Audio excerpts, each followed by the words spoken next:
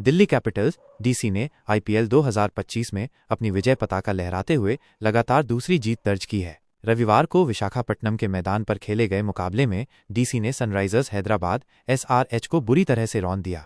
उन्हें 7 विकेट से करारी शिकस्त दी। सनराइजर्स हैदराबाद ने टॉस जीतकर पहले बल्लेबाजी करते हुए निर्धारित 20 ओवरों से पहले ही 18.4 ओवर में 163 रनों का सम्मानजनक स्कोर खड़ा किया। हालांकि डीसी के बल्लेबाजों ने इस लक्ष्य को बौना साबित करते हुए मात्र 16 ओवरों में 3 विकेट खोकर 166 रन बना डाले और जीत अपने नाम कर ली। इस धमाकेदार जीत के हीरो रहे उपकप्तान फाफ डुप्लेसी, जिन्होंने तूफानी अर्धशतक जमाया, और तेज गेंदबाज मिचेल स्टार्क, जिन्होंने अपनी धारदार गेंदबाजी से हैदराबाद के बल्लेबाजी क्रम को तहस नहस कर दिया।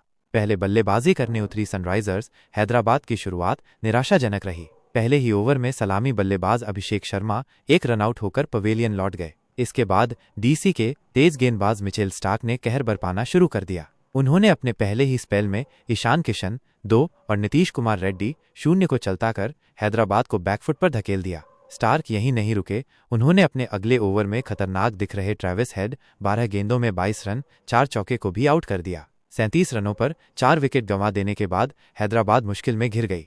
हालांकि इसके बाद अनिकेत वर्मा ने मोर्चा संभाला और शानदार बल्लेबाजी का प्रदर्शन किया। उन्होंने हेनरिक क्लासेन 19 गेंदों में 32 रन 2 चौके 2 छक्के के साथ मिलकर 5वें विकेट के लिए 77 रनों की महत्वपूर्ण साझेदारी निभाई। अनिकेत ने सूझबूझ भरी बल्लेबाजी करते हुए डीसी के गेंदबाजों का डटकर सामना किया और दर्शनीय शॉट्स लगाए। उन्होंने 41 गेंदों में 5 चौकों और 6 छक्कों की मदद से बेहतरीन 74 रनों की पारी खेली, जो उनके आईपीएल करियर का पहला अर्धशतक भी था। क्लासेन के आउट होने के बाद हैदराबाद का मध्यक्रम लड़खड़ा गया और वियान मुल्डर 9, हर्षल पटेल 5, अभिनव मनोहर 4 और कप्तान पैट कमिंस 2 जैसे बल्लेबाज दहाई का आंकड़ा भी नहीं छू सके। मिचेल स्टार्क ने पारी के अंतिम ओवरों में 2 और विकेट झटककर आईपीएल में पहली बार 5 विकेट लेने का कारनामा किया। स्पिनर कुलदीप यादव ने भी 3 महत्वपूर्ण विकेट हासिल किए, जबकि मोहित शर्मा को एक सफलता मिली। मोहम्मद शमी 1 रन बनाकर नाबाद रहे। इस प्रकार हैदराबाद की पूरी टीम 18.4 ओवर में 163 रनों पर सिमट गई। हार रही।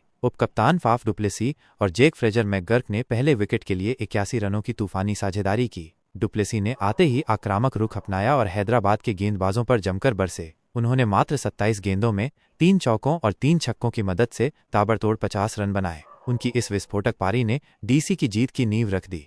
फ्रेजर मैकगर्क ने भी उनका बखूबी साथ दिया और 32 गेंदों में 4 चौकों और 2 छक्कों की सहायता से 38 रन बनाए।